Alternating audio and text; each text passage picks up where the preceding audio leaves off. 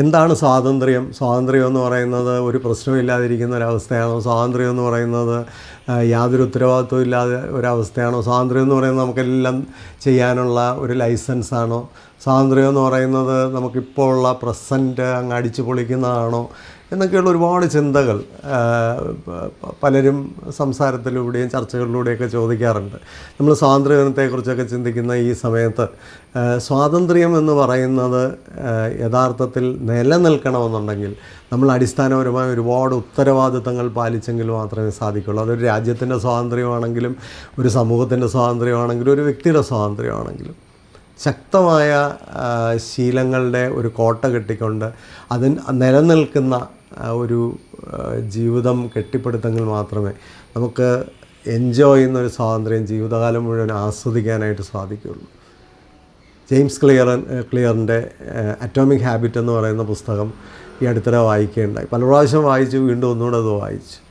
അതിലൊക്കെ മനസ്സിലാക്കാനായിട്ട് സാധിക്കുന്നത് നമുക്ക് നല്ല ശീലങ്ങൾ രൂപപ്പെടുത്തണമെങ്കിൽ അതിനെ വളരെ സിസ്റ്റമാറ്റിക്കായിട്ടുള്ള ഒരു അപ്രോച്ച് ഉണ്ടാവണം. എങ്ങനെയാണ് നല്ല ശീലങ്ങൾ രൂപപ്പെടുത്തി നിലനിൽക്കുന്ന സ്വാതന്ത്ര്യവും സന്തോഷവും ഒരു സെലിബ്രേഷനും ഒക്കെ ആക്കി നമ്മുടെ ജീവിതത്തെ മാറ്റാൻ സാധിക്കും? അതിനെക്കുറിച്ചാണ് ഈ വീഡിയോ സംസാരിക്കുന്നത്.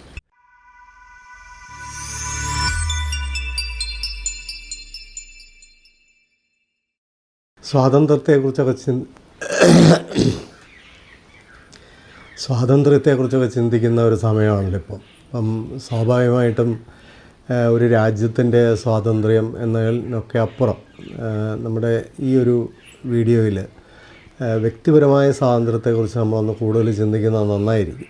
വ്യക്തിപരമായ സ്വാതന്ത്ര്യം നമുക്ക് എങ്ങനെയാണ് കൂടുതൽ ആഘോഷിക്കാൻ കഴിയുന്നത്? ഞാൻ ഈ അടുത്തിടെ ഒരാളുമായിട്ട് സംസാരിക്കുകയാണ്. അദ്ദേഹം എന്നോട് പറഞ്ഞു, ഞാൻ ഭയങ്കര ഫ്രീ ആയിട്ട് ഉള്ള ഒരാളാണ്, ഭയങ്കരമായിട്ട് എൻജോയ് ചെയ്യുന്ന ആളാണ്, ആഗ്രഹിച്ചതെല്ലാം എനിക്ക് വാങ്ങിക്കാൻ കഴിഞ്ഞു എന്നൊക്കെ ഇങ്ങനെ കുറച്ച് നേരം എന്നോട് സംസാരിച്ച് അദ്ദേഹം ഇങ്ങനെ പറയുമ്പോൾ അദ്ദേഹം തന്നെ പറയുന്ന ഒരു കാര്യം, ഇപ്പം ജോലിയിൽ പക്ഷേ ഇപ്പോൾ ഒരു പ്രശ്നം വന്നിട്ടുണ്ട്, സാമ്പത്തികമായ ചില ബുദ്ധിമുട്ടുകളൊക്കെ ഇനി അങ്ങോട്ട് വരാൻ ചാൻസ് ഉണ്ട്.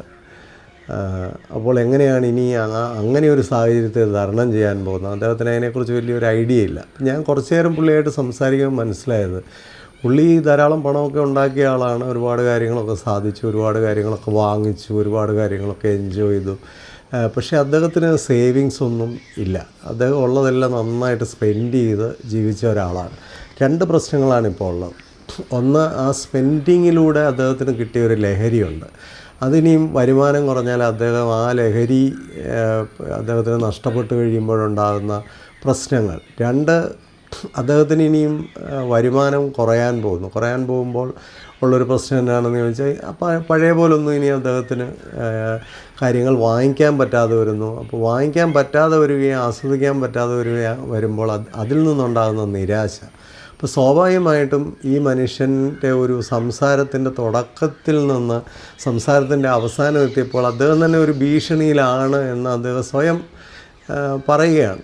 അപ്പോൾ ഇതുപോലെ തന്നെ വേറൊരാളുമായിട്ട് ഞാൻ സംസാരിക്കുമ്പോൾ അദ്ദേഹം പറഞ്ഞത്, ഞാനങ്ങനെ വീട്ടിലൊന്നും വലിയ ഉത്തരവാദിത്തങ്ങളൊന്നുമില്ല, അതുകൊണ്ട് ഞാൻ കൂടുതലായിട്ട് സോഷ്യൽ മേഖലയിലാണ് എൻ്റെ പ്രവർത്തനമെല്ലാം, ധാരാളം സംഘടനയിൽ ഞാൻ പ്രവർത്തിക്കുന്നുണ്ട്, ധാരാളം ആൾക്കാരുമായിട്ട് എനിക്ക് കണക്ഷനുണ്ട് എന്നെല്ലാം പറഞ്ഞിങ്ങനെ വന്ന അദ്ദേഹം അവസാനം അതിൻ്റെ ഒരു അടുത്ത സ്റ്റേജിലേക്ക് വന്നപ്പോൾ അദ്ദേഹം പറയുന്നത്, കുട്ടികളുമായിട്ട് നല്ല കണക്ഷനില്ല. ഞാൻ ചോദിച്ചു, അവർക്കൊക്കെ എന്തോ പ്രായമായി? മൂത്ത മോന് 17 വയസ്സായി, രണ്ടാമത്തെ ആളിന് 13 വയസ്സായി, അവരുമായിട്ട് വലിയൊരു കണക്ഷനില്ല. അതിപ്പോൾ എങ്ങനെ നമുക്കൊന്ന് ഉണ്ടാക്കിയെടുക്കുന്നത്? അവിടെ അദ്ദേഹത്തിൻ്റെയും പ്രശ്നം അതാണ്. അദ്ദേഹം സ്വാതന്ത്ര്യമൊക്കെ നന്നായിട്ട് എൻജോയ് ചെയ്യുന്നുണ്ട്, അദ്ദേഹം ഒരുപാട് ഹാപ്പിയാണെന്ന് വിശ്വസിച്ച ഒരാളാണ്. പക്ഷേ കുറച്ചങ്ങോട്ട് കഴിയുമ്പോൾ നമ്മുടെ ജീവിതത്തിൽ, നമ്മുടെ കുടുംബ ജീവിതത്തിലുള്ള ആൾക്കാരുമായിട്ടുള്ള കണക്ഷൻ എന്തും വേണ്ടി ഉണ്ട് എന്നുള്ളതിലൊരു ഡൗട്ട് അദ്ദേഹത്തിന് തന്നെ ഉണ്ട്. അത് പറഞ്ഞ് വന്ന് അദ്ദേഹം പറയുന്നത് വൈഫുമായിട്ടും കാര്യങ്ങൾ ശരിയല്ല. അപ്പോൾ എന്താണ് ഈ സ്വാതന്ത്ര്യം? ഒരു വ്യക്തിപരമായ സ്വാതന്ത്ര്യം യഥാർത്ഥത്തിൽ എന്താണ്?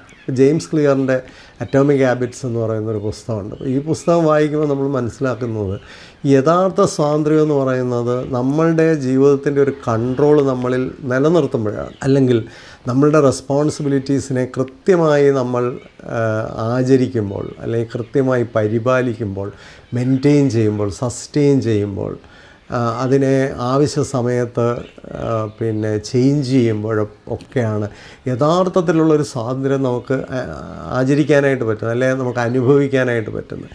ശരിക്കും സ്വാതന്ത്ര്യം സെലിബ്രേറ്റ് ചെയ്യുക എന്ന് പറയുന്നത് it is A journey of responsibility. ഈ ഒരു തിരിച്ചറിവാണ് എനിക്ക് ആ ഒരു പുസ്തകത്തിലൂടെ മനസ്സിലാക്കാൻ സാധിച്ചിട്ടുള്ളത്. നമ്മൾ എന്തെല്ലാം സ്വാതന്ത്ര്യമുണ്ട്. സ്വാതന്ത്ര്യം എന്ന് പറയുന്ന ഒരു നിയന്ത്രണവും ഇല്ലാത്ത ഒരു ജീവിതമല്ല. സ്വാതന്ത്ര്യം എന്ന് പറയുന്നത് എന്തും കാണിക്കാനുള്ള ഒരു ലൈസൻസ് അല്ല. നേരെ മറിച്ച് സ്വാതന്ത്ര്യം എന്ന് പറയുന്നത് അത് ഒരു വലിയ ഗിഫ്റ്റാണ്. പക്ഷെ അതിനെ പരിപാലിക്കുക, അതിനെ മെയിൻറ്റെയിൻ ചെയ്യുക എന്ന് പറയുന്നത് നമ്മളുടെ ഒരു റെസ്പോൺസിബിലിറ്റിയാണ്. അപ്പോൾ നമുക്ക് ചില നല്ല ശീലങ്ങളും മറ്റുമൊക്കെ നമ്മുടെ ജീവിതത്തിൽ ഒരുക്കി വെച്ചാൽ നമുക്ക് എന്നും ആ സ്വാതന്ത്ര്യം എൻജോയ് ചെയ്യാനായിട്ട് പറ്റും. അതിലൊരു എക്സാമ്പിളാണ് നമ്മുടെ ഫിനാൻഷ്യൽ ഫ്രീഡം എന്ന് പറയുന്നത്. ഈ ഫിനാൻഷ്യൽ ഫ്രീഡം നമുക്ക് എൻജോയ് ചെയ്യാൻ പറ്റണമെങ്കിൽ നമുക്ക് എന്നും ഫിനാൻസ് വരണം. എന്നും ഏത് കണ്ടിൻജൻസി വരുമ്പോഴും നമ്മുടെ കയ്യിൽ അതിനുള്ള ഒരു പ്രൊവിഷൻ ഉണ്ടായിരിക്കണം. കുറച്ച് ബാലൻസ് സേവിങ്സ് നമ്മുടെ കയ്യിലുണ്ടായിരിക്കണം. ഏതെങ്കിലും ഒരു വലിയ കാര്യം നമ്മുടെ മുമ്പിൽ വരുമ്പോൾ അത് ചെയ്യാനുള്ള ബഡ്ജറ്റ് നമുക്ക് കാണാൻ കഴിയണം. അപ്പോൾ കുറേ പണം ഇങ്ങോട്ട് വന്നതുകൊണ്ടും കുറേ പണം ചിലവാക്കിയത് കൊണ്ടും ഒരു ഫിനാൻഷ്യൽ ഫ്രീഡം സസ്റ്റെയിൻ ചെയ്യാൻ പറ്റത്തില്ല. അപ്പോൾ ഫിനാൻഷ്യൽ ഫ്രീഡം സസ്റ്റെയിൻ ചെയ്യണമെങ്കിൽ അതിന് നമ്മളുടേതായ ഒരു നല്ല പ്ലാനിങ് ആവശ്യമാണ്. ഞാൻ ഈ അടുത്തിടെ റിട്ടയർ ചെയ്ത ഒരു മനുഷ്യൻ എന്നോട് പറഞ്ഞു, സാറേ ഒരു 3.5 കോടി രൂപ ഞാൻ ബാങ്കിൽ ഇട്ടിട്ടുണ്ട്. ഇതാണ് എൻ്റെ ഒരു റിട്ടയർമെൻറ്റ് എന്ന് പറയുന്നത്. റിട്ടയർമെൻറ്റിൽ എൻ്റെ ഒരു കോൺഫിഡൻസ് അതാണ്. ശരിയാണ്, ഒരു 3.5 കോടി രൂപ പിന്നെ അദ്ദേഹത്തിന് സേവ് ചെയ്ത് ബാങ്കിലിടാൻ ഇത്രയും കാലം കൊണ്ട് അദ്ദേഹം ജോലി ചെയ്ത് ജീവിച്ച കാലയളവിൽ തന്നെ അദ്ദേഹത്തിൻ്റെ പിന്നെ ഇൻവെസ്റ്റ്മെൻറ്റുകളൊക്കെ പ്ലാൻ ചെയ്യുകയും പലതരത്തിൽ അതിനെ പിന്നെ പ്രോഫിറ്റബിളായിട്ട് ഉപയോഗിക്കുകയും ഒക്കെ ചെയ്ത് അദ്ദേഹം ഒരു 3.5 കോടി രൂപ ഒരു പിന്നെ ഇൻവെസ്റ്റ്മെൻറ്റ് ക്രിയേറ്റ് ചെയ്തിട്ടുണ്ട്. അപ്പം അതും ഉണ്ടെങ്കിൽ അദ്ദേഹത്തിന് പെൻഷനൊന്നും ഇല്ലാത്ത ആളാണ്. പക്ഷെ ഇതുകൊണ്ട് എനിക്ക് ജീവിതത്തെ ഒരുവിധമൊക്കെ എനിക്ക് മാനേജ് ചെയ്യും. അപ്പോൾ അദ്ദേഹത്തിൻ്റെ ഒരു ഫ്രീഡം ഉണ്ട്. അദ്ദേഹം വളരെ ഹാപ്പി ആയിട്ട് റിട്ടയർമെൻറ്റിലേക്ക് പോകുന്ന ഒരാളാണ്. അതിൻ്റെ ഒരു കാരണം മറ്റൊന്നുമല്ല, അദ്ദേഹത്തിന് കിട്ടിയ ആ ഫിനാൻഷ്യൽ ഒരു പിന്നെ എക്സലൻസിനെ അദ്ദേഹം വളരെ ക്രിയേറ്റീവായിട്ട് വളരെ പ്ലാൻഡായിട്ട് അദ്ദേഹത്തിൻ്റെ ബാക്കിയുള്ള ജീവിതത്തിനും കൂടി പ്ലാൻ ചെയ്തു വെച്ചതുകൊണ്ട് അദ്ദേഹം റിട്ടയർമെൻറ്റിലേക്ക് വളരെ ഹാപ്പി ആയിട്ട് പോകുന്നു. പല ആൾക്കാരുടെയും പ്രശ്നം ഒരു സ്റ്റേജ് കഴിയുമ്പോൾ ആരോഗ്യം ഉണ്ടായിരുന്നു, ആരോഗ്യം ശരിയായിട്ട് അടിച്ചു പൊളിച്ചു. പക്ഷെ ഒരു സ്റ്റേജ് കഴിഞ്ഞപ്പോൾ ആരോഗ്യത്തെ നമ്മൾ പരിപാലിക്കാഞ്ഞതുകൊണ്ട്, ശരിയായ രീതിയിൽ ഭക്ഷണം കഴിക്കാഞ്ഞതുകൊണ്ട്, ശരിയായ രീതിയിൽ ഡയറ്റൊന്നും നോക്കാഞ്ഞതുകൊണ്ട്, ശരിയായ രീതിയിൽ നമ്മുടെ ശരീരത്തിൻ്റെ ആരോഗ്യ പ്രശ്നങ്ങൾ തന്ന സൂചനകളെ വകവയ്ക്കാഞ്ഞതുകൊണ്ട് ലേറ്റസ്റ്റ് സ്റ്റേജിൽ വളരെ ക്രിട്ടിക്കലായിട്ടുള്ള ആരോഗ്യ പ്രശ്നങ്ങൾ വന്ന് ജീവിതത്തിൽ നിരാശയിലേക്ക് പൂണ്ടുപോയ ആൾക്കാരുണ്ട്. പല ആൾക്കാരും എങ്ങനെയാണെന്ന് ചോദിച്ചാൽ അത് ആ കിട്ടിയ ആരോഗ്യത്തെ അങ്ങ് ആഘോഷിക്കുകയായിരുന്നു. ആ സമയത്ത് അവരുടെ ഒരു ഉത്തരവാദിത്വം ഉണ്ടായിരുന്നു. ഈ ആരോഗ്യത്തിന് വേണ്ടിയുള്ള ചില ഉത്തരവാദിത്വങ്ങളുണ്ട്. എക്സസൈസ് ചെയ്യുക, ശരിയായ രീതിയിൽ ഭക്ഷണം കഴിക്കുക, ചെറിയ സൂചനകളൊക്കെ കിട്ടുമ്പോൾ അതിനോട് കറക്റ്റായിട്ട് റെസ്പോണ്ട് ചെയ്യുക, ഡോക്ടറിനെ കാണുക, ഇങ്ങനെയുള്ള കാര്യങ്ങൾ ശ്രദ്ധിക്കാതെ പോയതുകൊണ്ട് അവസാനം എനിക്ക് അറിയാവുന്നൊരു മനുഷ്യൻ അദ്ദേഹത്തിൻ്റെ ഒരു കാല് മുറിച്ച് കളഞ്ഞു. രണ്ടാമത്തെ കാലിനും ഇൻഫെക്ഷനാണ്. അദ്ദേഹം ഭയങ്കര ഭീതിയിലാണ്. അപ്പോൾ ഒരു കാലത്ത് അദ്ദേഹം ഭയങ്കരമായിട്ട് സെലിബ്രേറ്റ് ചെയ്തിരുന്ന ആൾ, പക്ഷേ ഇന്ന് അദ്ദേഹത്തിന് വലിയ വിഷമവും ദുഃഖവും വേദനയും ഒക്കെയാണ്. ഇതുപോലെ തന്നെയാണ് പഠിക്കാതെ ഇരിക്കുന്ന, നമുക്ക് ചെറിയ പ്രായത്തിലൊക്കെ പഠിക്കാൻ കിട്ടുന്ന അവസരങ്ങൾ, ഓരോ പുതിയ സ്കില്ലുകളും മറ്റും ലേൺ ചെയ്യാൻ കിട്ടുന്ന അവസരങ്ങൾ, ഇതൊക്കെ നഷ്ടപ്പെടുത്തി കളഞ്ഞിട്ട് ഒരു പ്രായം കഴിയുമ്പോൾ നമ്മുടെ സാധ്യതകൾ നഷ്ടപ്പെടുന്നു. ഒരു നല്ല കരിയറിലേക്കൊക്കെ കയറാൻ പറ്റുന്ന പ്രായം നഷ്ടപ്പെട്ടു പോയി. പഠിക്കാവുന്ന ഏറ്റവും ബെസ്റ്റായിട്ടുള്ള ബെസ്റ്റായിട്ട് വർക്ക് ചെയ്യുമായിരുന്ന സമയമൊക്കെ നഷ്ടപ്പെടുത്തി കളഞ്ഞു.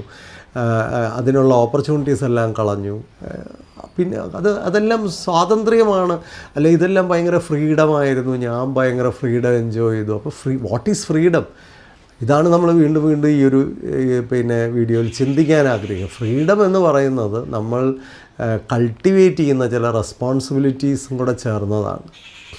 അപ്പോൾ എല്ലാ കാര്യത്തിനും നമുക്ക് ഫ്രീഡം അനിയന്ത്രിതമായ അല്ലെങ്കിൽ അൺകണ്ടീഷണലായ അബ്സല്യൂട്ടായ ഒരു പരിപാടിയല്ല. അത് ഉത്തരവാദിത്തോടു കൂടി തന്നെ ഏറ്റെടുക്കേണ്ട ഒരു കാര്യമാണ്. അപ്പോൾ എങ്ങനെയാണ് നല്ല ശീലങ്ങൾ നമുക്ക് വളർത്തിയെടുക്കാം. ആ ശീലങ്ങളിലൂടെ നമ്മുടെ ജീവിതത്തെ കുറേ കൂടെ സ്ട്രോങ് ആക്കാം. അപ്പോൾ ഓരോ മനുഷ്യരും അവരവർക്ക് വേണ്ട ഒന്നാമത് പെർഫെക്റ്റായിട്ടൊന്നും നമുക്ക് ജീവിക്കാനൊന്നും പറ്റത്തില്ല. അതൊന്നും നടക്കുന്ന കാര്യങ്ങളല്ല. എല്ലാ ദിവസവും എല്ലാ കാര്യങ്ങളും ചെയ്ത് തീർക്കാനും നമുക്ക് പറ്റിയെന്ന് വരില്ല. പക്ഷേ നമുക്ക് ഒത്തിരി ഡിമാൻഡിങ് ആയിട്ടുള്ളൊരു വേൾഡിലാണ് നമ്മൾ ജീവിക്കുന്നത്. പഴയ കാലമല്ല, ഒരുപാട് പ്രസ്സിങ് ആയിട്ടുള്ള ഒത്തിരി എമർജിങ് ആയിട്ടുള്ള കാര്യങ്ങളുടെ ഇടയിൽ നമ്മൾ ജീവിക്കുമ്പോൾ വളരെ അൺസർട്ടൺ ആയിട്ടുള്ളൊരു ലോകത്തിലേക്കാണ് നമ്മൾ ഒരുങ്ങി വരേണ്ടതെന്നൊക്കെ ഉള്ളപ്പോൾ സ്വാഭാവികമായിട്ടും നമ്മൾ കുറച്ചുകൂടെ കെയർഫുള്ളായിട്ട് നമുക്ക് നല്ല ശീലങ്ങൾ രൂപപ്പെടുത്തിയെടുത്താൽ നമുക്ക് അത്യാവശ്യമായി നമ്മുടെ ജീവിതത്തെ റിസ്ക് ചെയ്യാത്ത നല്ല ശീലങ്ങളിലേക്ക് പോയാൽ ചീത്ത ശീലങ്ങളെന്ന് നമുക്ക് തോന്നുന്നതും നമ്മുടെ ഭാവിക്ക് നാളെ പ്രതികൂലമാകുമെന്ന് വിചാരിക്കുന്നതുമായ കാര്യങ്ങളെ നമ്മുടെ ജീവിതത്തിൽ നിന്നൊന്ന് മാറ്റിവെക്കാൻ കഴിഞ്ഞാൽ നമുക്ക് ജീവിതത്തിൽ ഒത്തിരി കാര്യങ്ങൾ നേടാൻ കഴിയും. അത് നിലനിൽക്കുന്ന ഫ്രീഡം, അതാണ് ഒരു സസ്റ്റൈനബിൾ ഡെവലപ്മെൻ്റ് എന്നൊക്കെ പറയുന്നത്. അപ്പോൾ അതിലേക്ക് നമുക്ക് എത്താനായിട്ട് കഴിയും. അപ്പം ഇതെങ്ങനെയാണ് അത്തരം ശീലങ്ങൾ ഉണ്ടാക്കിയെടുക്കുന്നത്? ഓരോ ദിവസവും നമുക്ക് അല്പം മെച്ചപ്പെടാം. അതാണ് ഒരു ശീലം കൊണ്ടുവരാനുള്ള ഏറ്റവും നല്ലൊരു മാർഗം. വായിക്കുന്ന ആൾക്കാർ, റീഡേഴ്സ് ആർ ലീഡേഴ്സ്. വായന വലിയ ശക്തിയാണ്. വായന നമ്മുടെ ബ്രെയിനിനെ സ്റ്റിമുലേറ്റ് ചെയ്യുന്നു. വായന നമ്മുടെ സംസ്കാരത്തെ രൂപപ്പെടുത്തുന്നു. വായന നമ്മുടെ മൂല്യബോധത്തിന് രൂപാന്തരങ്ങൾ നൽകുന്നു. നമുക്ക് ചരിത്രബോധവും സാമൂഹ്യ ബോധവും ഒക്കെ തരാൻ വായന നമ്മളെ സഹായിക്കുന്നു. അപ്പോൾ വായിക്കുന്ന മനുഷ്യൻ ഒരല്പം വ്യത്യസ്തനാണ്. വായിക്കാത്തത് വലിയൊരു അപകടമാണ്. ഈ കാലഘട്ടത്തിൽ ഏറ്റവും പ്രയാസമാണ് വായിക്കുക എന്നുള്ളത്. കാരണം മറ്റ് മീഡിയയൊക്കെ നമ്മളെ അല്ലെങ്കിൽ സ്ക്രീനിലൊക്കെ നമുക്ക് ഈസി ആയിട്ട് കാര്യങ്ങൾ സ്ക്രോൾ ചെയ്ത് പോകാൻ പറ്റുന്ന കുറേ കൂടെ എൻ്റർടൈൻമെൻ്റ് ഉള്ളപ്പോൾ ഈ വായനയെന്ന് പറയുന്നത് നമ്മൾ മൈൻഡ് നന്നായി അപ്ലൈ ചെയ്ത് നമ്മൾ കോൺസെൻട്രേറ്റ് ചെയ്ത് ചെയ്യേണ്ട ഒരു പ്രവൃത്തി ആയതുകൊണ്ട് അതിനൊരു എഫേർട്ട് ഉള്ളതുകൊണ്ട് അതിനേക്കാൾ എഫേർട്ട്ലെസ് ആയിട്ടുള്ള കാര്യങ്ങളൊക്കെ ചെയ്യാനാണ് നമുക്ക് കൂടുതൽ താല്പര്യം. ശരിയാണ്, എൻജോയ്മെൻറ്റ് അതിനാണ് കൂടുതൽ. പക്ഷേ എന്താണ് സസ്റ്റെയിൻ ചെയ്യുന്ന പലപ്പോഴും വായനയാണ്. നല്ലൊരു വായനാശീലമൊക്കെ ഉണ്ടാക്കിയെടുക്കണമെങ്കിൽ ഒരു പേജെങ്കിലും രാവിലെ എഴുന്നേറ്റ് ഒന്ന് വായിക്കുക. ഞാനൊരു വലിയ വായനാശീലമുള്ള ആളൊന്നുമല്ല, പക്ഷേ കുറച്ച് പുസ്തകങ്ങൾ എപ്പോഴും എൻ്റെ ടേബിളിൽ കാണും. അതിലെ ഒരു ചാപ്റ്ററെങ്കിലും എടുത്ത് രാവിലെ ഒന്ന് വായിച്ചിരിക്കും. ഒരു ചാപ്റ്ററെങ്കിലും വായിക്കുമ്പോൾ അതിൽ നിന്ന് കിട്ടുന്ന ഒരു ഐഡിയ അത് മതി. അതിൻ്റെ അപ്പുറത്തേക്ക് പോകാനായിട്ട് ആ ഒരു ഐഡിയ എന്നെ മോട്ടിവേറ്റ് ചെയ്യും. അപ്പോൾ തീർച്ചയായിട്ടും അതിൻ്റെ അടുത്തൊരു സ്റ്റേജ് വായിക്കാൻ എനിക്കൊരു താല്പര്യം വരും. ചിലപ്പോൾ ഞാൻ ഒരു ബുക്ക് വായിച്ച് ഒരു ചാപ്റ്റർ വെച്ചിട്ട് വേറൊരു ബുക്കിൻ്റെ വേറൊരു ചാപ്റ്റർ ആയിരിക്കും വായിക്കുന്നത്. പക്ഷേ അതിനൊന്നും കുഴപ്പമില്ല. As far as I M reading every day, as far as I M continuously reading, എനിക്കൊരു റീഡിങ് ഹാബിറ്റ് ഉണ്ട് എന്ന അഭിമാനത്തോടു കൂടി എനിക്ക് പറയാൻ സാധിക്കും. അതാണ് പ്രധാനം. അങ്ങനെ നമുക്ക് ചെറിയ ചെറിയ മുന്നേറ്റങ്ങൾ ഓരോ ദിവസവും വരുത്തി കൊണ്ടുപോകാൻ പറ്റുമോ. രണ്ടാമതായിട്ട് നമുക്ക് ഏതെങ്കിലും ഒരു ഹാബിറ്റിനെ നിലനിർത്തണമെങ്കിൽ അതിന് വേണ്ട ഒരു സിസ്റ്റം നമുക്ക് അതിന് ചുറ്റും രൂപപ്പെടുത്തിയെടുക്കേണ്ടതായിട്ടുണ്ട്. ഒരു സിസ്റ്റം ഇല്ലാതെ നമുക്ക് വായിക്കാനായിട്ട് പറ്റത്തില്ല. ഒരു സിസ്റ്റം ഇല്ലാതെ നമുക്ക് എക്സസൈസ് ചെയ്യാനായിട്ട് പറ്റില്ല. ഒരു സിസ്റ്റം, നമുക്കൊരു ഡയറ്റിംഗ് ഒക്കെ വേണമെങ്കിൽ അതിനൊരു സിസ്റ്റം വേണം. കാരണം നമുക്ക് പറ്റിയ ഡയറ്റ് രാത്രിയിൽ എങ്ങനെയാണ് നമ്മുടെ ഭക്ഷണത്തിൽ കൊണ്ടുവരുന്നത്, അത് അപ്പോൾ അതിനുവേണ്ടി നമ്മൾ നേരത്തെ തന്നെ കുറച്ച് സാധനങ്ങളൊക്കെ വാങ്ങിച്ച് വയ്ക്കണം. കൃത്യസമയത്ത് ഒരു അരമണിക്കൂർ മുമ്പ് അതെല്ലാം ഒന്ന് ഒരു സാലഡാണെങ്കിൽ അത് ഉണ്ടാക്കിയെടുക്കണം. അത് കൃത്യമായിട്ട് നമ്മൾ കഴിക്കുന്ന സമയമായപ്പോഴത്തേക്ക് റെഡിയാക്കി വെക്കണം. അപ്പോൾ അതിനൊക്കെ നമ്മൾ കുറേ പ്രിപ്പറേഷൻസ് നേരത്തെ ഉണ്ടാക്കി വെക്കേണ്ടതായിട്ടുണ്ട്. അപ്പോൾ അത്തരം ഒരു സിസ്റ്റം ബിൽഡ് ചെയ്ത് വെച്ചാൽ ഏതൊരു കാര്യത്തിനും വേണ്ടത് അതിന് അനുയോജ്യമായ ഒരു സിസ്റ്റം ബിൽഡിംഗ് ആണ്. എക്സസൈസ് വേണമെങ്കിൽ അതിന് വേണ്ട ഇൻസ്ട്രുമെൻറ്റ്സ് എന്തൊക്കെയാണ്, അല്ലെ സൈക്ലിംഗ് ആണെങ്കിൽ അതിന് സൈക്കിള് റെഡിയാക്കിയിരിക്കണം. ഓരോ കാര്യങ്ങളും നമുക്ക് അതിന് വേണ്ടി ഓർഗനൈസ് ചെയ്ത് വെക്കേണ്ടതായിട്ടുണ്ട്. അപ്പോൾ ഒരു സിസ്റ്റം ബിൽഡ് ചെയ്ത് ആ സിസ്റ്റം നമ്മളെ മോട്ടിവേറ്റ് ചെയ്യുക, അത് നമ്മളെ ഇൻവൈറ്റ് ചെയ്യും. റെഡി, ഇറ്റ്സ് ടൈം എന്നൊക്കെ നമ്മളോട് പറയും. അത് നമുക്കൊത്തിരി ഒരു മോട്ടിവേഷൻ തരുന്നൊരു കാര്യമാണ്. വളരെ പ്രധാനമായൊരു കാര്യമാണ് ഈ വലിയ പരിശ്രമം ആദ്യമേ വെച്ചുള്ള പരിപാടികൾ നിലനിൽക്കത്തില്ല. നമുക്കിപ്പോൾ എല്ലാ ദിവസവും ഒരു നടക്കാൻ പോകണമെന്നുണ്ടെങ്കിൽ നമുക്ക് ചെയ്യാവുന്ന ആദ്യത്തെ ഒരു കാര്യം എന്ന് പറഞ്ഞാൽ ആദ്യത്തെ ഒരു ദിവസം 1 മണിക്കൂർ ഒരു കിലോമീറ്റർ ഒന്ന് നടക്കുക. രണ്ടാമത്തെ ദിവസം 1 കിലോമീറ്ററെങ്കിലും നടക്കുക. മൂന്നാമത്തെ ദിവസം അത് ഇച്ചിരി കൂടെ കൂട്ടാമെങ്കിൽ കൂട്ടുക.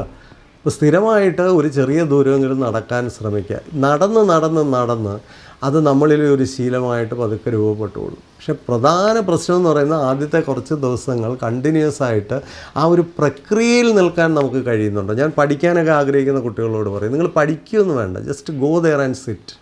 അവിടെ പോയി ഇരിക്കുക. എന്നിട്ട് ആ പുസ്തകങ്ങളൊക്കെ എടുത്തൊന്ന് നോക്കുക, സിലബസൊക്കെ എടുത്തൊന്ന് നോക്കുക, എന്തൊക്കെയാണ് പഠിക്കേണ്ടതെന്നൊക്കെ ഒന്ന് നോക്കുക, എന്തും വേണ്ടി പഠിച്ചാൽ നമുക്ക് രക്ഷപ്പെടാമെന്ന് നോക്കുക. ഈ കഴിഞ്ഞ വർഷത്തെയൊക്കെ ക്വസ്റ്റ്യൻ പേപ്പറൊക്കെ ഒന്ന് എടുത്ത് നോക്കുക. പിന്നെ ഇങ്ങനെയൊക്കെയുള്ള കാര്യങ്ങൾ ചെയ്യുക. അപ്പോൾ they are creating an environment. അപ്പോൾ അവിടെ പോയിട്ട് ആ ഒരു സിസ്റ്റം അവിടെ ഉണ്ട്. ഇനി അവിടെ ഒന്ന് ഇരുന്ന് കിട്ടിയാൽ മതി. അപ്പോൾ ഇരുന്ന് കിട്ടുമ്പോഴുള്ളൊരു ഗുണം എന്താണ്? നിരന്തരമായി അതിൽ പാർട്ടിസിപ്പേറ്റ് ചെയ്യുമ്പോൾ തന്നെ നമുക്ക് പതുക്കെ ഒന്ന് വായിക്കാനും ഒന്ന് മനസ്സിലാക്കാനും അത് മനസ്സിലാക്കുന്നതിൻ്റെ ഒരു അഭിമാനമൊക്കെ പതുക്കെ നമ്മുടെ മനസ്സിലേക്ക് വരികയും ഒരു സന്തോഷം കുറേ കൂടെ കൂടുകയും നമ്മൾ കുറേ കൂടെ ബെറ്റർ ആകുകയും ചെയ്യും. അപ്പോൾ ധാരാളം കുട്ടികളാണ് ഇന്ന് പുറത്തുനിന്ന് ആഹാരം കഴിക്കുന്നത്, സ്ഥിരമായിട്ട് പുറത്തുനിന്ന് ആഹാരം കഴിക്കുന്നത്. ഈ പുറത്തുനിന്ന് ആഹാരം കഴിച്ച് നമ്മൾ ഉണ്ടാക്കിയെടുക്കുന്ന ധാരാളം രോഗങ്ങളുണ്ട്, ജീവിതശൈലി രോഗങ്ങളുണ്ട്, മറ്റ് അനേക പ്രശ്നങ്ങളുണ്ട്, സാമ്പത്തികമായ നഷ്ടങ്ങളുണ്ട്. ഒരു ചെറിയ സാൻഡ്വിച്ചൊക്കെ വെളിയിൽ നിന്ന് വാങ്ങിക്കുന്നത് 100 രൂപയ്ക്കാണ്. ഇത് നമുക്ക് 25 രൂപയ്ക്ക് വീട്ടിൽ നിന്ന് ഉണ്ടാക്കിക്കൊണ്ട് വേണമെങ്കിൽ പോവാം. അപ്പോൾ ഇതൊക്കെ നമുക്ക് നമ്മളെ സാമ്പത്തികമായിട്ട് ബെറ്റർ ആക്കുന്നതാണ്, ഹെൽത്ത് വൈസ് ബെറ്റർ ആക്കുന്നതാണ്, നമ്മളുടെ ന്യൂട്രീഷണൽ ക്വാളിറ്റി ബെറ്റർ ആക്കുന്നതാണ്. ഇങ്ങനെയൊക്കെയുള്ള പല കാര്യങ്ങളും നമുക്ക് അതിലൂടെ അച്ചീവ് ചെയ്യാനായിട്ട് പറ്റും. പക്ഷേ ഇതൊക്കെ നടക്കണമെന്നുണ്ടെങ്കിൽ നമ്മൾ ചെറിയ രീതിയിൽ ഇതൊക്കെ ചെയ്ത് തുടങ്ങണം. ഓക്കെ, നമുക്കൊന്ന് വീട്ടിൽ തന്നെ ഒരു അവധി ദിവസം തന്നെ അങ്ങനെയൊക്കെ ഒന്ന് ചെയ്ത് ശീലിച്ച് നോക്കാം എന്ന് വിചാരിച്ചാലേ പറ്റുള്ളൂ. അതുപോലെ ഒരു പോസിറ്റീവ് എൻവയോൺമെൻറ്റ് ക്രിയേറ്റ് ചെയ്യുക. നമുക്ക് വായിക്കണമെന്നുണ്ടെങ്കിൽ നമ്മളൊരു പുസ്തകമൊക്കെ അവിടെ കുറച്ച് പുസ്തകങ്ങളൊക്കെ വാങ്ങിച്ച് അവിടെ വയ്ക്കണം. ഒരു പോസിറ്റീവ് എൻവയോൺമെൻറ്റ്, അതിന് പറ്റിയ ഒരു ശാന്തത വേണം. കാരണം നമ്മളെല്ലാവരുടെ ഇടയിൽ പോയിരുന്നിട്ട് നമുക്ക് വായിക്കാൻ പറ്റും. അപ്പോൾ അങ്ങനെ കുറേ സ്വസ്ഥമായിട്ട് മാറിയിരിക്കുന്ന ഒരു സ്വഭാവം നമുക്ക് വേണ്ടേ? അങ്ങനത്തെ സ്വസ്ഥമായ ലോൺലി ആയിട്ടുള്ള ചില സമയങ്ങൾ നമ്മൾ ക്രിയേറ്റ് ചെയ്യണ്ടേ? അപ്പോൾ നമുക്ക് അങ്ങനെയുള്ള ഒരു എൻവയോൺമെൻറ്റ് ഇല്ലെങ്കിൽ നമുക്ക് അതിനൊന്നുള്ളൊരു പ്രചോദനം കിട്ടത്തില്ല. അപ്പോൾ പഠിക്കണമെങ്കിൽ തന്നെ എല്ലാവരെയും ഒഴിവാക്കി നമ്മൾ മാറി ഒരു സ്ഥലത്തേക്ക് പോയാൽ നമുക്ക് പഠിക്കാനോ വായിക്കാനോ ഒക്കെ സാധിക്കുള്ളൂ. എക്സസൈസൊക്കെ ചെയ്യണമെങ്കിൽ അതിനുള്ളൊരു സാഹചര്യം നമ്മൾ സൃഷ്ടിച്ചെങ്കിൽ മാത്രമേ അതിന് നമുക്ക് സമയവും സാഹചര്യവും ഉണ്ടാവണം. ഒന്നാമത് ആ ഒരു ഡ്രസ്സിലേക്കെങ്കിലും ഒന്ന് കയറണം. ചില പിള്ളേരൊക്കെ എന്നോട് പറയാറുണ്ട്, സാറേ വന്നാൽ ഉടൻ തന്നെ ട്രാക്ക് സൂട്ടിലോട്ട് അങ്ങ് കയറും, പിന്നെ എന്തായാലും എക്സസൈസ് ചെയ്തിട്ടേ തിരിച്ച് കയറത്തുള്ളൂ. അപ്പോൾ ആ ട്രാക്ക് സൂട്ട് എടുത്തിടുന്നത് തന്നെ അതിനുള്ളൊരു എൻവയോൺമെൻറ്റ് ക്രിയേറ്റ് ചെയ്യുകയാണ്. അപ്പോൾ അതിനുള്ളൊരു എൻവയോൺമെൻറ്റ് ക്രിയേറ്റ് ചെയ്യുക, ഒരു പോസിറ്റീവ് എൻവയോൺമെൻറ്റ് നമുക്ക് കിട്ടുക. ഇപ്പം നമ്മളൊരു കുറച്ച് പുസ്തകങ്ങൾ നമ്മുടെ മേശപ്പുറത്തുണ്ടെങ്കിൽ നമ്മൾ വായിക്കാൻ ശ്രമിക്കുന്നു. അതുപോലെ ചില ഫ്രണ്ട്സിനെയൊക്കെ അവോയ്ഡ് ചെയ്യണം. അപ്പോൾ അവിടുന്ന് മാറി നടന്നാലേ അത്തരം ഫ്രണ്ട്സിൽ നിന്ന് നമുക്ക് മോചനം കിട്ടുള്ളൂ. അവർ നമുക്ക് ഇഷ്ടമില്ലാത്ത ചില ശീലങ്ങളിലേക്ക് ഫോഴ്സ് ചെയ്യുന്നവരാണെങ്കിൽ അവരെ കഴിവതും ഒഴിവാക്കിയെങ്കിൽ മാത്രമേ നമുക്കതിൽ നിന്നൊരു മോചനം നമുക്ക് ഉണ്ടാക്കിയെടുക്കാനായിട്ട് പറ്റുള്ളൂ. അതുപോലെ നമുക്കൊരു നല്ല ശീലം ഉണ്ടാകുകയും അതിനെ സസ്റ്റെയിൻ ചെയ്യണമെങ്കിൽ ഈ നല്ല ശീലത്തെ പറ്റിയുള്ളൊരു നല്ല സ്വപ്നം അല്ലെ നല്ല ചിന്ത, അതുണ്ടാക്കുന്ന ഗുണം, അത് നമുക്ക് തന്ന മാറ്റങ്ങൾ, അതുകൊണ്ടുണ്ടാകാൻ പോകുന്ന ബെനിഫിറ്റുകൾ, ഇതൊക്കെ നമ്മൾ വിഷ്വലൈസ് ചെയ്യാനായിട്ട് കഴിയണം. നമ്മൾ ഏതെങ്കിലും ഒരു നല്ല നമ്മൾ അനാവശ്യമായ സ്പെൻഡിങ് നിർത്തി. ആമസോണിലൊക്കെ സ്ഥിരമായിട്ട് അങ്ങ് ഓർഡർ ചെയ്തുകൊണ്ടിരിക്കുന്ന ആൾക്കാരുണ്ട്. അത് തൽക്കാലത്തേക്ക് ഞാനൊന്ന് നിർത്തി. അപ്പോൾ എനിക്ക് ഉണ്ടാകുന്ന ഒരു ഫിനാൻഷ്യൽ ബെനിഫിറ്റ്, എന്തുവേണ്ടി പൈസ എനിക്ക് ഈ മാസം ലാഭിക്കാൻ പറ്റി, ആവശ്യമുള്ളത്, ആവശ്യമില്ലാത്തത്, അനാവശ്യമായത്, ഇതൊക്കെ നമ്മൾ തിരിച്ചറിയണം. എത്രയോ സാധനങ്ങൾ വാങ്ങിച്ചിട്ട് പൊട്ടിക്കാതെ വെച്ചിരിക്കുന്ന, പാക്കറ്റ് പോലും പൊട്ടിക്കാതെ വെച്ചിരിക്കുന്ന ആൾക്കാരുണ്ട്. ഇതൊക്കെ എന്തോരം സാമ്പത്തിക നഷ്ടങ്ങളാണ് നമ്മളുണ്ടാക്കുന്നത്. ഇതിൻ്റെയൊക്കെ ഭാരം നിങ്ങൾ തന്നെ വേറൊരു സമയത്ത് ചുമക്കേണ്ടി വരും. ഒരു സമയത്ത് നിങ്ങൾ തന്നെ ഇതൊക്കെ നോക്കിയിരുന്ന് ദുഃഖിക്കേണ്ടി വരും. കാരണം അന്ന് ആമസോണിൽ ഇങ്ങനെ വാങ്ങിക്കാൻ നമ്മുടെ കയ്യിൽ പൈസ കാണത്തില്ല. കാരണം ഇതിനെല്ലാം ഒരു റിവേഴ്സ് ഉണ്ട്, ഒരു കയറ്റം ഉണ്ടെങ്കിൽ ഒരു ഇറക്കമുണ്ട്. സാമ്പത്തികമായൊരു ബുദ്ധിമുട്ട് നാളെ വരുമ്പോഴായിരിക്കും എന്തെല്ലാം ആവശ്യമില്ലാത്ത സാധനങ്ങളാണ് ഞാൻ വാങ്ങിച്ച് കൂട്ടിയത്, ഇത് ഇൻവെസ്റ്റ് ചെയ്ത് വെച്ചിരുന്നെങ്കിലോ. ഒരു RD തുടങ്ങി. ഞാൻ ഒരു പയ്യനോട് പറഞ്ഞു, എടാ ജോലി കിട്ടി കുറച്ച് കാലമൊക്കെ ആയി, ഇതുപോലെ അങ്ങ് കണ്ടമാനം പണം സ്പെൻഡ് ചെയ്യുന്ന പയ്യനാണ്. ഞാൻ പറഞ്ഞു, നിനക്ക് ബാങ്ക് അക്കൗണ്ട് ഉണ്ട്. ഞാൻ പറഞ്ഞു, അവിടെ നീ 2 ചെറിയ RD തുടങ്ങി, ഒരു 5000 രൂപയുടെ ഒരു RD തുടങ്ങി, രണ്ടായിട്ട് കണ്ട് തുടങ്ങി. ഞാൻ പറഞ്ഞു 2ആയിട്ട് തുടങ്ങി. അപ്പോൾ അവൻ ചോദിച്ചു, സാറേ ഇത്രയും ചെറിയ പൈസ കൊണ്ടൊക്കെ നാളെ എന്ത് ഗുണമാണ്? ഒരു 3 കൊല്ലം കഴിഞ്ഞപ്പോൾ എന്നെ വിളിച്ചിട്ട് പറഞ്ഞു, സാറേ ഓർക്കാപ്പുറത്ത് എനിക്കൊരു 50,000 രൂപ ഇപ്പോൾ കിട്ടി. സാർ അന്ന് പറഞ്ഞൊരു RD നിന്ന് കിട്ടിയതാണ്. എനിക്ക് ഭയങ്കര സന്തോഷമായിപ്പോയി. ഓർക്കാപ്പുറത്ത്, അല്ലെങ്കിൽ നമുക്കൊരു ആവശ്യമുള്ളപ്പോൾ, അല്ലെങ്കിൽ നമുക്ക് അതുകൊണ്ട് അവനൊരു യാത്രയൊക്കെ പ്ലാൻ ചെയ്യാനൊരു സാഹചര്യം കിട്ടി. അപ്പോൾ എന്തെങ്കിലുമൊക്കെ നമ്മൾ ഇന്ന് കരുതി വെച്ചാലാണ് നാളെ. അപ്പോൾ ചില ഉത്തരവാദിത്തങ്ങളൊക്കെ ഇന്ന് ഏറ്റെടുക്കുമ്പോൾ, ചില ശീലങ്ങളൊക്കെ നമ്മൾ ഇന്ന് ചെയ്യുമ്പോൾ നമുക്കതിൻ്റെ ബെനിഫിറ്റ് നാളെ നമുക്ക് കിട്ടും. ഒരു തേക്ക് വെക്കാനുള്ള ഏറ്റവും നല്ല സമയം ഏതാണ് എന്ന് ഒരു മനുഷ്യനൊരു ഒരു പുസ്തകത്തിൽ ചോദിക്കുന്നുണ്ട്. ശരിക്കും അത് 20-25 വർഷം മുമ്പായിരുന്നു. കാരണം 25 വർഷം മുമ്പ് നമ്മളൊരു തേക്ക് വെച്ചിരുന്നെങ്കിൽ ഇന്ന് ആ തേക്ക് വെട്ടി വിറ്റ് നമുക്കതിൽ നിന്ന് നല്ലൊരു ബെനിഫിറ്റ് കിട്ടുമായിരുന്നു. ഇന്ന് രണ്ടാമത്തെ ഏറ്റവും നല്ല ദിനമെന്ന് പറയുന്നത് ഇന്നാണ്. കാരണം ഇന്നെങ്കിലും ഒരു തേക്ക് വെച്ചാൽ ഒരു 10-25 കൊല്ലം കഴിയുമ്പോൾ നമുക്കത് ചിലപ്പോൾ അത് നന്നായി വളർന്നാൽ നല്ല രീതിയിൽ അതിനെ നമുക്ക് ഒരു ഉരുപ്പടിയാക്കി മാറ്റാൻ പറ്റും എന്ന് പറയുന്നത് പോലെ നമ്മളെ സംബന്ധിച്ച് നമ്മൾ ഇന്ന് എടുക്കുന്ന ചില എഫേർട്ടുകൾ, നല്ല ശീലങ്ങളിലേക്കുള്ള ചില ഇൻവെസ്റ്റ്മെൻറ്റുകൾ നാളെ നമ്മളെ കൂടുതൽ സ്വതന്ത്രമാക്കും. അതാണ് യഥാർത്ഥ സ്വാതന്ത്ര്യം എന്ന് പറയുന്നത്. നമ്മളെ കുറേ കൂടെ റിലീഫ്ഡ് ആക്കും, കുറേ കൂടെ നമ്മളെ ഹാപ്പിയാക്കും, കുറേ കൂടെ നമ്മളെ ഒരു സന്തോഷത്തിലേക്ക് നയിക്കും. അപ്പോൾ ആ ഹാപ്പിനെസ് എന്ന് പറയുന്നത് സസ്റ്റെയിൻ ചെയ്യുന്ന ഹാപ്പിനെസ്സാണ്. അതുപോലെ ഈ മോശം ശീലങ്ങൾ കുറച്ച് ബുദ്ധിമുട്ടുള്ളതാക്കി ഡിഫിക്കൽട്ടാക്കി മാറ്റണം.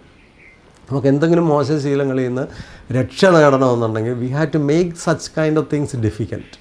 അപ്പോൾ അങ്ങനെയുള്ള സ്ഥലങ്ങളിലേക്ക് അധികം നമ്മൾ പോകാതിരിക്കാനും അങ്ങനെയുള്ള കാര്യങ്ങൾ നമുക്ക് ചുറ്റുമുണ്ടെങ്കിൽ അതിനെയൊക്കെ എടുത്ത് മാറ്റിക്കളയാനും ഒക്കെ പ്രത്യേകമായിട്ട് ശ്രദ്ധിക്കേണ്ടതായിട്ടുണ്ട്. അപ്പോൾ മദ്യപാനം അങ്ങനത്തെ ഒരു കാര്യമാണ്. ഈ ആൽക്കഹോളിക് അനോണിമസ് എന്ന് പറയുന്ന ഒരു സംഘടനയുണ്ട്. ആ സംഘടന ഈ മദ്യപാനത്തിൽ നിന്നൊക്കെ തിരിച്ചു വരുന്ന ആൾക്കാരെ കൂടുതൽ ഹെൽപ്പ് ചെയ്യാനായിട്ടുള്ളൊരു സംഘടനയാണ്. അവർ കഴിവതും ചെയ്യുന്നതന്നെയാണ് ഈ മദ്യപാനികൾ അതിൽ നിന്ന് മോചനം നേടിക്കഴിഞ്ഞ് വീണ്ടും മദ്യപന്മാരുടെ അടുത്തേക്ക് തന്നെ പോയാൽ അവർ വീണ്ടും കുടിക്കാനുള്ള സാധ്യതകൾ കൂടും. അപ്പോൾ അത്തരം ദുശ്ശീലങ്ങളിലേക്ക് വീണ്ടും പോകാതിരിക്കാൻ കുറച്ചുകൂടെ കുടിക്കാത്തവരുടെയും അല്ലെങ്കിൽ അതിൽ നിന്നൊക്കെ മോചിതരായവരുടെയും അത്തരം അനുഭവങ്ങൾ കൊണ്ട് ജീവിതത്തിൽ സന്തോഷം അനുഭവിക്കുന്നവരുടെയും ഒക്കെ കൂട്ടായ്മകൾ രൂപപ്പെടുത്തി അതിലിവരെ രക്ഷിച്ചെടുക്കാനാണ് ശ്രമിക്കുന്നത്.